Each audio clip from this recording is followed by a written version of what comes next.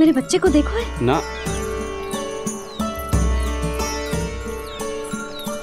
काकी, मेरे बच्चे को देखो है। नहीं नहीं।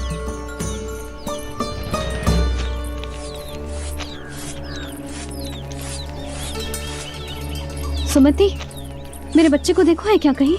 नहीं तो। ना देखो। जानकी, प्रभावती, मेरे बच्चे को देखो है कहीं?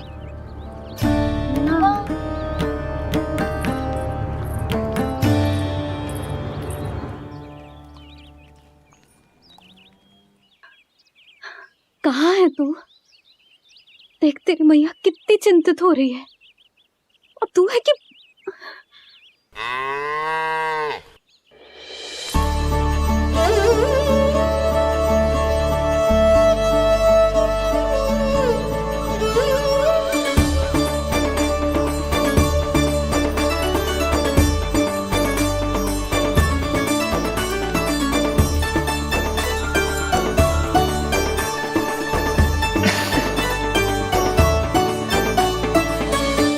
हाँ, अभी तक मैया यशोदा का लाडला यही है, 6 माह का बछड़ा। इसी पर ये अपनी सारी ममता न्योछावर करती हैं।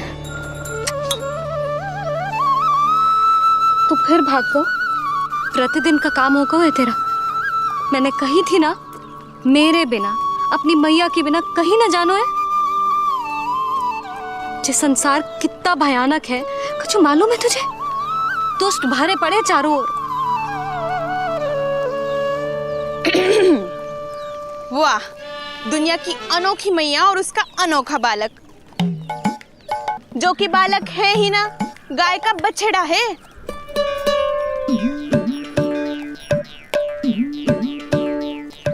सुलक्षणा, तुम्हारी जे दशा कौन ने की? और कौन ने? जे तुम्हारे सपूत ने कूद फाड़ के मेरे पूरे बगीचे का सत्यानाश कर दो है। मेरा रामू ऐसा कर ही ना सकता। जे क्यों आएगो तुम्हारे बगीचे में? रंग बिरंगे फूलों के लिए। फूलों के लिए? हाँ, जीप लपलपाती है इसकी मेरे फूलों के लिए। सुबह सुबह भाग के आ जाता है इन्हें खाने के लिए। फूल खाने? सुलक्षणा, तुम्हें कछु वहम हुआ है। जे मेरा रामू है, जे फूल वूल क्यों खाएगो भला? अच्छा, तो फिर आप ही इसका मुंह खोलो और स्वयं देख लियो।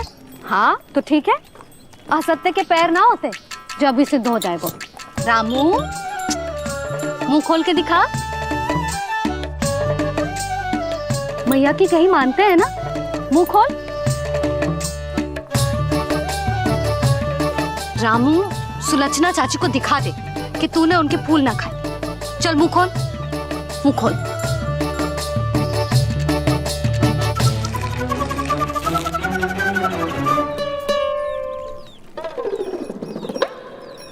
हाँ हाँ, देख लो, इसने कछु ना खाया है।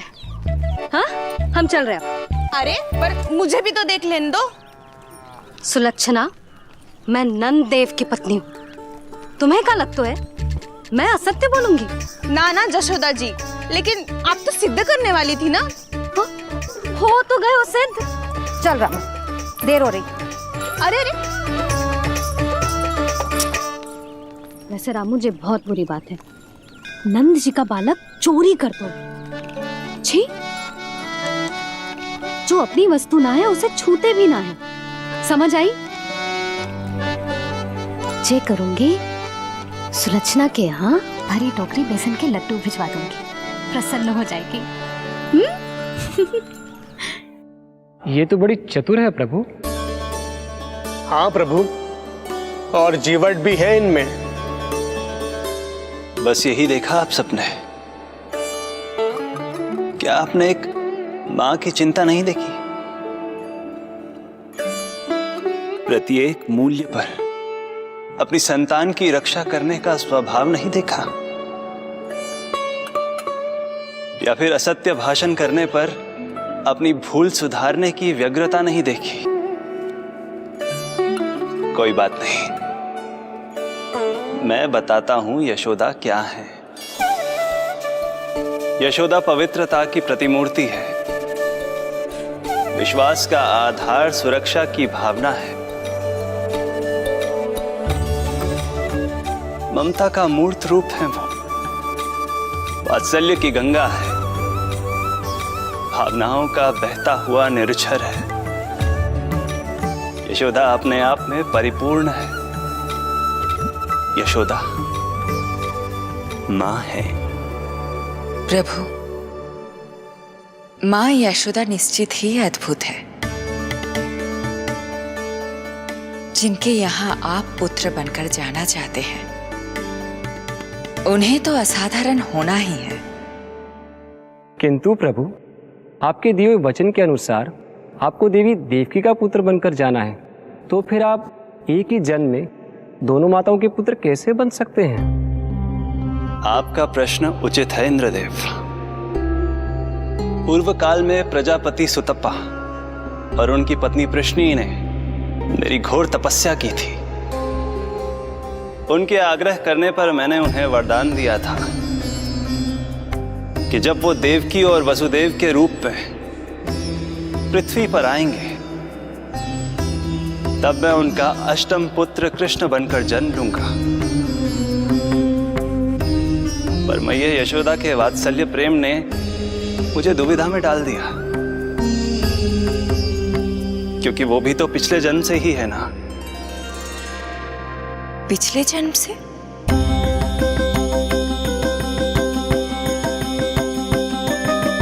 पिछले जन्म में मैया यशोदा 8 वसुओं में से एक श्री द्रोण की पत्नी धरा थी।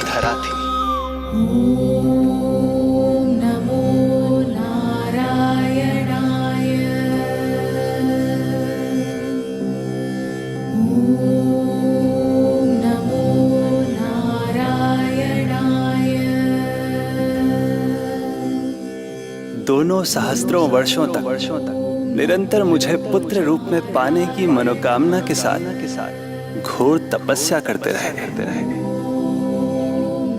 अपने तप में वो दोनों इतने लीन थे कि प्रकृति की कोई भी शक्ति उनका ध्यान भंग नहीं कर पाई।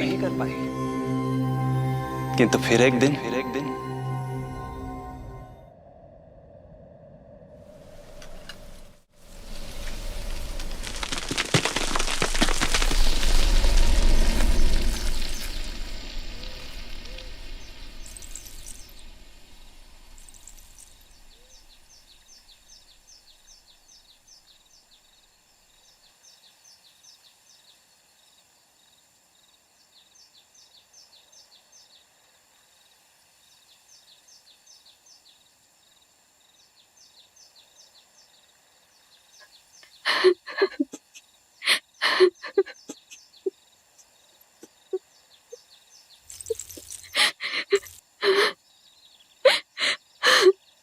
हमारे भक्ति में ऐसी क्या कमी रह गई प्रभु कि अभी तक आपके दर्शन का सौभाग्य नहीं मिला।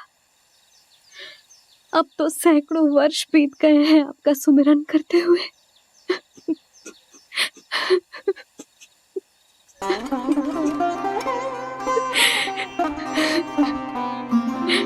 साचा सुमिरन सबसे हरि का, साचा है हरि नाम। साचा सुमिरन सबसे हरि का, साचा है हरि नाम। जिनकी कृपा से बन जाते हैं सबके बिगड़े काम, सबके बिगड़े काम। साचा सुमिरन सबसे हरि का, साचा है हरि नाम। आतुर है आंचल का उपवन, सुनने को पैजनियां छुन छुन। मधुर मधुर तुतलाती बोली, खेले संग संग आँख में चोली। मेरे मुख पे भी वेदों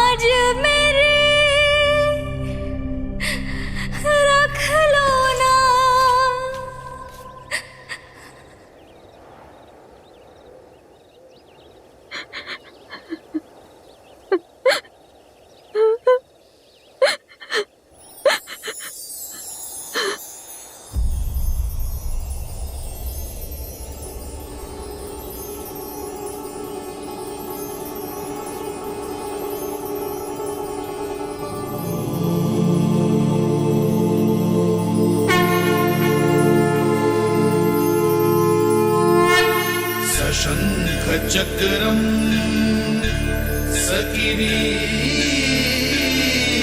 कुंडलम सपीत वस्त्रम सरसीरुहे क्षणम सहारवक्षस्थलशोभिकास्तुभम् नमामि विष्णुं शिरसा चतुर्भुजम्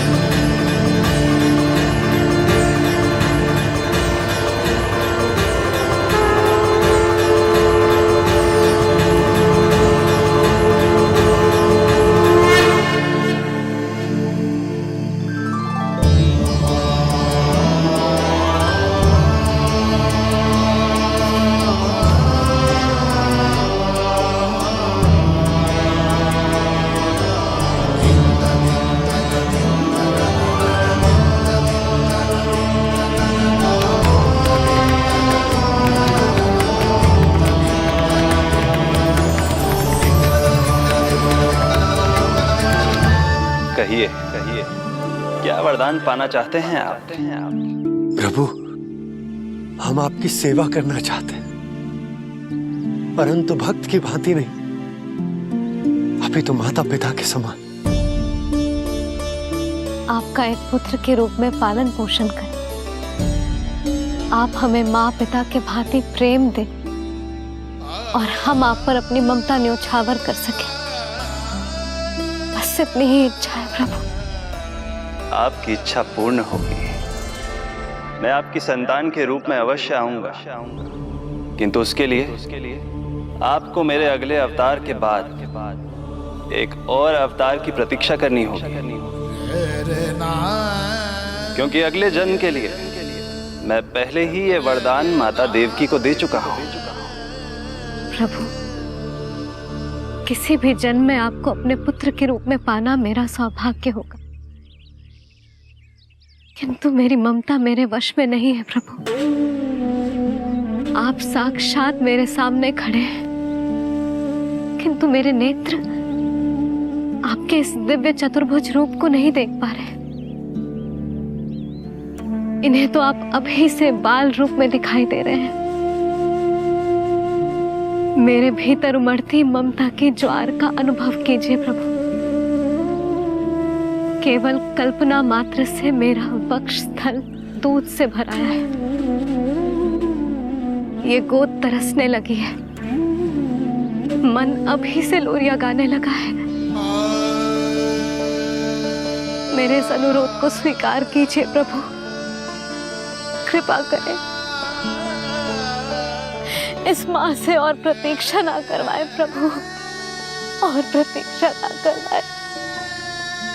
उस पल माता धरा की ममता भरी भक्ति और प्रेम भाव को देखकर मेरे मुख से भी वो शब्द निकल ही पड़ा जिसे एक बच्चा पहली बार बोलना सीखता है, माँ।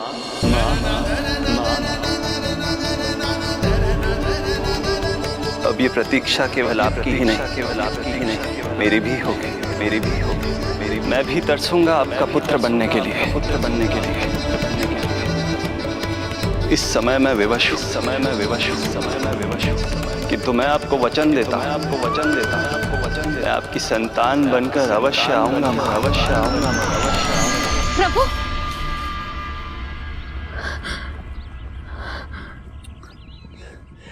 धरा, भगवान ने हमारी पुकार सुन ली। वरदान तो सभी भक्तों को मिलता है, परंतु हमें तो हरि का वचन मिला है। वो आएंगे, अवश्य आएंगे। अब हमें केवल उस शुभ दिन की प्रतीक्षा करनी है। अब और प्रतीक्षा नहीं होगी मुझसे।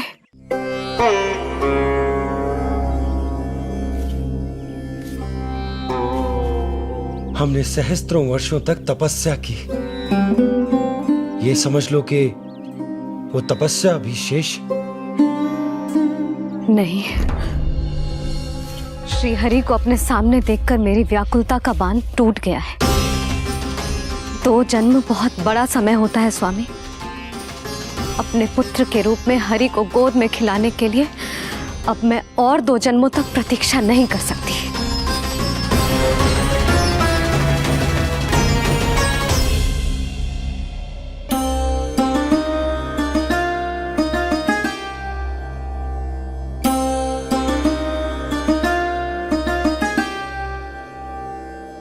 व्यर्थ हरि बिन जग ये सारा, व्यर्थ हरि बिन जीवन धारा।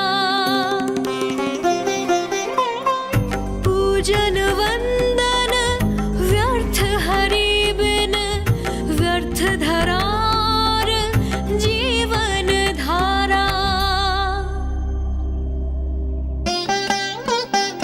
वरुण देव विनती सुन लीजिए, तन मेरा निर्जल कर दीजिए। हरि के बिन सारा जल तन का सागर सा हो गया है खारा। प्रभु, माता धरा की तपस्या का तेज अत्याधिक है। प्रकृति के पंचतत्व, 5 महाभूत इनकी पुकार सुनने के लिए विवश है।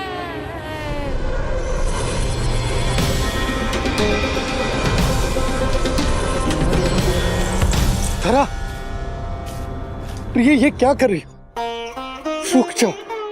जठराग्नि सब दूर ये कर दो, अग्नि देव मेरे ताप को हर लो। माता जो वंचित ममता से, जग में नहीं उसको कुछ प्यारा। पूजन वंदन व्यर्थ हरि बिन, व्यर्थ धरार जीवन धारा। प्रभु, यदि अग्निदेव अपना अग्नि तत्व वापस ले लेंगे तो इनकी पाचन शक्ति नष्ट हो जाएगी और जीवित रहने के लिए शारीरिक तापमान भी अति आवश्यक होता है। यदि वही विलुप्त हो गया तो? धरा, तुम्हें मेरी सौगंध मत करो ये। हे भूमाता आकृति दाता, मिथ्या है ये माटी का ढांचा।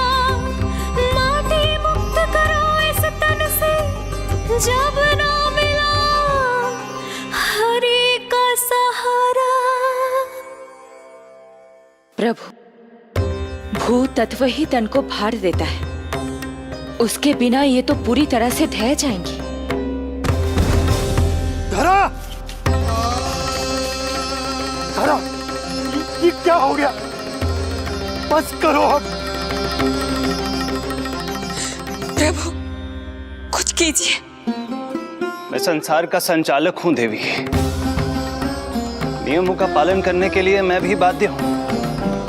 जो वचन मैं पहले ही माता देवकी को दे चुका हूं, यदि मैं चाहूं तो भी उसे तोड़ नहीं सकता।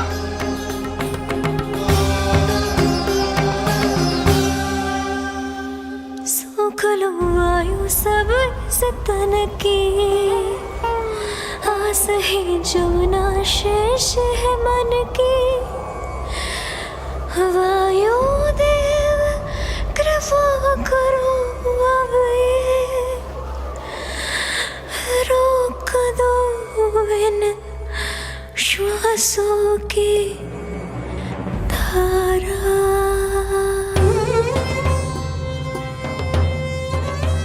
प्रभु, प्राण वायु के बिना प्राणों का बचना संभव नहीं।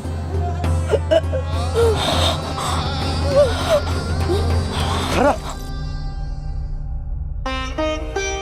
धरा, धरा,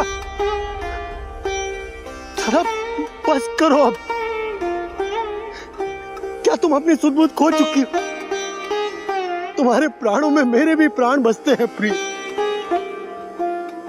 रुक जाओ।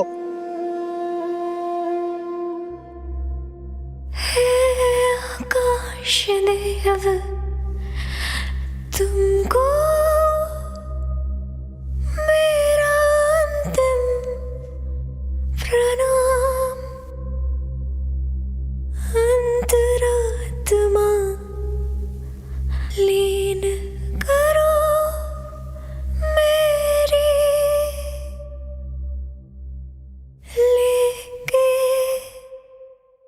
श्री हरि का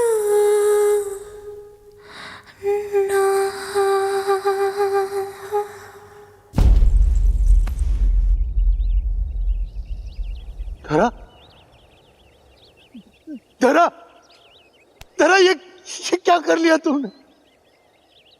धरा, कोई है, कोई है, सहायता कीजिए। धरा, जल। धरा, तुम चिंता मत करना, मैं यही हूं। मैं 2 क्षण में जल लेकर आता हूं।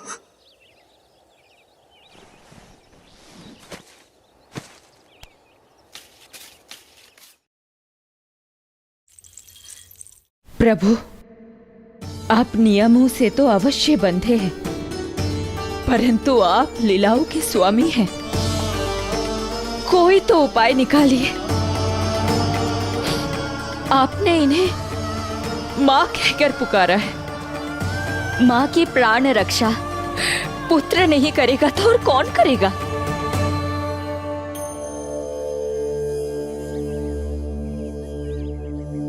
प्रेम ना जिसकी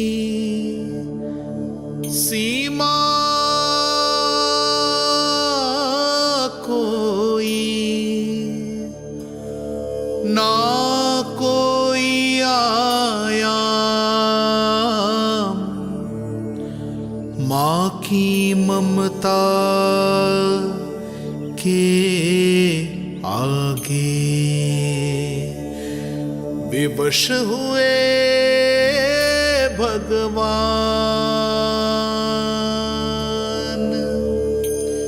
विवश हुए भगवान।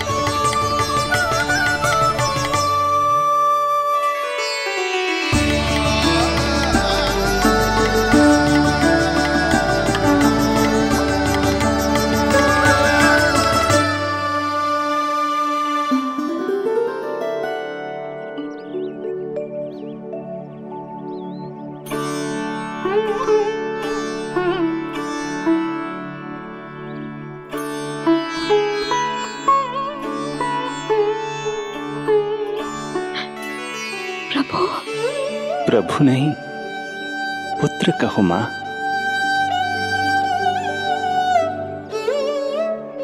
पुत्र, मेरा पुत्र, मेरा पुत्र।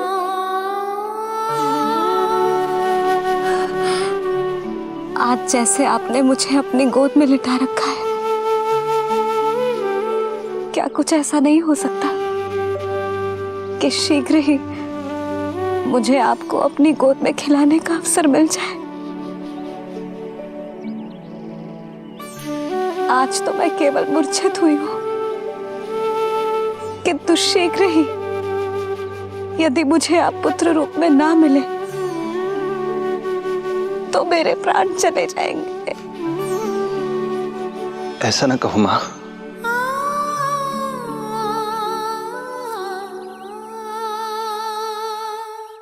माता देवकी को मैं पहले ही वचन दे चुका हूं, इसलिए विधि के विधान के अनुसार मुझे उन्हीं का पुत्र बनकर जन्म लेना होगा। किंतु आपकी आतुरता का अनुभव करने के बाद अब मैं भी आपका स्नेह पाने से स्वयं को और वंचित नहीं रख सकता। आपने वरदान मांगा था कि आप पुत्र की भांति मेरा पालन पोषण करना चाहती हैं, इसलिए यदि आप उचित समझे तो आप अगले जन्म में ही अपनी इच्छा पूर्ण कर सकती हैं। जिस आयु में संतान को अपनी मां की ममता के आंचल की आवश्यकता सबसे अधिक होती है, उस आयु में अर्थात अपने जन्म के प्रथम दिन से 10 वर्षों तक मैं आपके साथ रहूंगा। किंतु फिर मुझे अपनी जन्म देने वाली मां माता देवकी के पास लौटना होगा। ऐसा करने से मैं उन्हें दिया वचन भी निभा पाऊंगा और आपकी ममता का सौभाग्य भी प्राप्त कर पाऊंगा। यदि आपको स्वीकार हो तो। स्वीकार है, स्वीकार है प्रभु, सहर्ष स्वीकार है। एक माँ और पुत्र का नाता केवल उसके कोख से जन्म लेने से ही नहीं बनता, ये नाता तो ममता से बनता है। और मैं अपनी ममता आप पर न्यौछावर करने के लिए आतुर हूं। यशोमती मैया के नंद लाला, यशोमती मैया के नंद लाला, यशोमती मैया के नंद लाला, यशोमती मैया के नंद लाला। तो इस प्रकार परमपिता परमेश्वर श्री हरि विष्णु एक ही जन्म में दो माताओं का पुत्र बनने के लिए उत्साहित भी थे और भावुक भी। किंतु जगत माता श्री लक्ष्मी और अन्य सभी देवगण ये जानना चाहते थे कि श्री हरि ये अभूतपूर्व कार्य कैसे करेंगे। भगवान बोले, ये सब संभव होगा उसके कारण जो मेरे अगले जन्म की कथा का मुख्य पात्र है, कंस।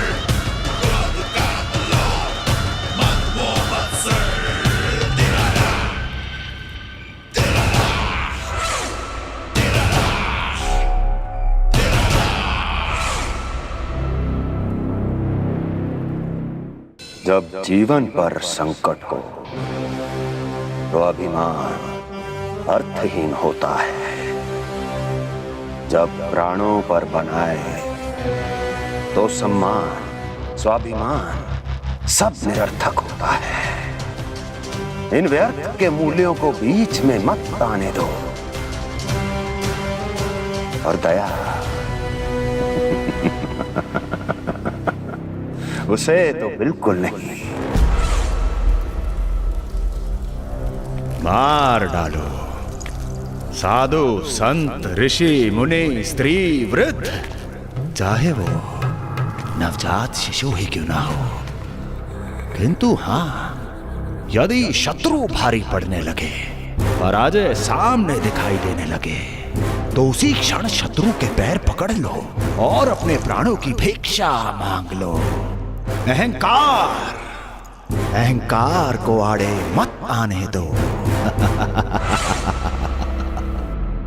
अग्निः शेषम ऋणः शेषम शत्रुः शेषम तथैव च पुनः पुनः प्रवर्धेत तस्मात् शेषम न कार्येत। अर्थात अग्नि की एक भी चिंगारी, ऋण की एक भी मुद्रा और शत्रु की एक भी संतान यदि शेष रह जाए तो शीघ्र ही विकराल रूप धारण कर सकती है। इन सब का समूल नाश ही एकमात्र उपाय है अपनी सुरक्षा का। इसलिए कहता हूं, साम दाम दंड भेद, कोई भी युक्ति क्यों ना लगानी पड़े, शत्रु के प्राणों का हरण ही परम उद्देश्य होना चाहिए।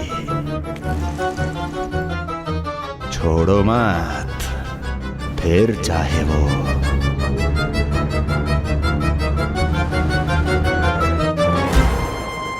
विष्णु ही क्यों ना हो।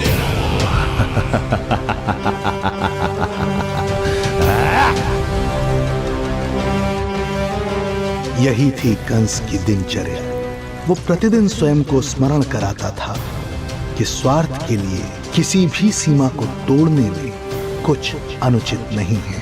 तभी तो राजगद्दी प्राप्त करने के लिए उसने अपने पिता महाराज उग्रसेन को भी नहीं छोड़ा था। पिताजी,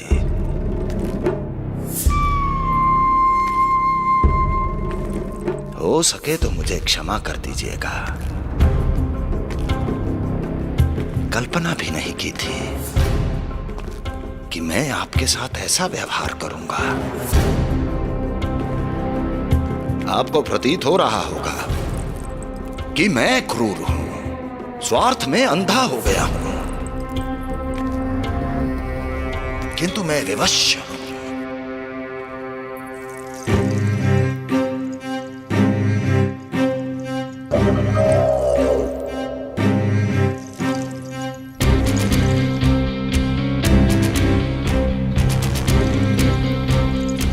आज से सत्ता का ये भार अब मुझे उठाना पड़ेगा पिताजी, क्योंकि आप तो अत्यंत दयावान हैं।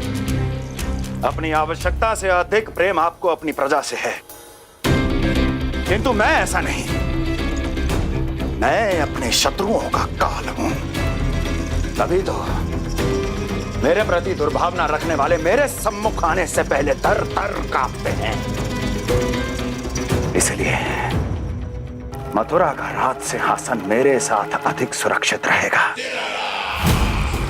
क्योंकि मैं आपसे अधिक उपयुक्त हूं पिताजी। मेरा विश्वास कीजिए। हृदय पर गोवर्धन पर्वत रखकर मुझे यह निर्णय लेना पड़ रहा है पिताजी।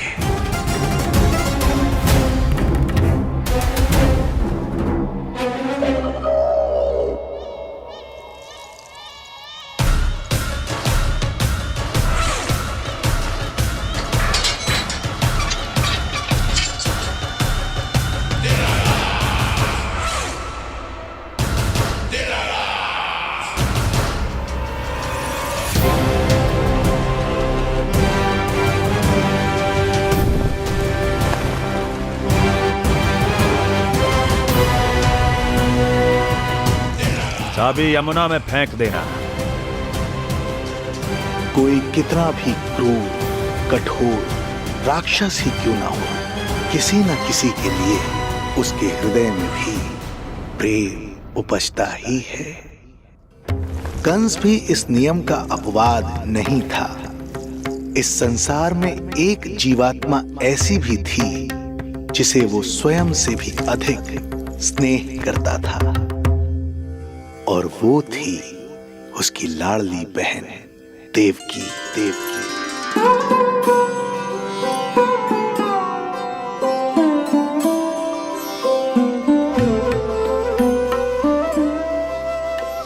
देवकी के लिए कंस एक राजा नहीं, मात्र भाई था, जो अपनी बहन की छोटी सी मुस्कुराहट के लिए आकाश पाताल एक कर सकता था। अत्यंत धूमधाम से उसने अपनी देवकी का विवाह यादवराज वसुदेव के साथ संपन्न करवाया। रुको।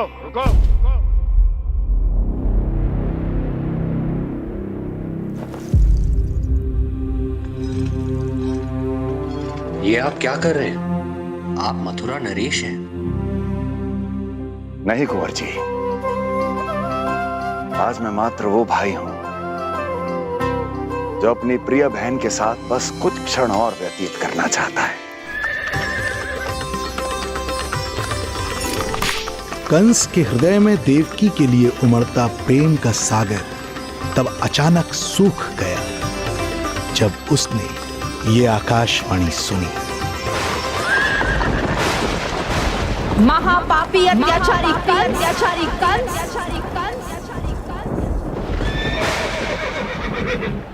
जिस देवकी को तू इतने प्रेम से ससुराल ले जा रहा है, वही तेरे अंत में सहायक होगी। तेरा काल तेरी प्रिय बहन के गर्भ से उसकी 8वीं संतान बनकर जन्म लेगा और तेरा विनाश करेगा।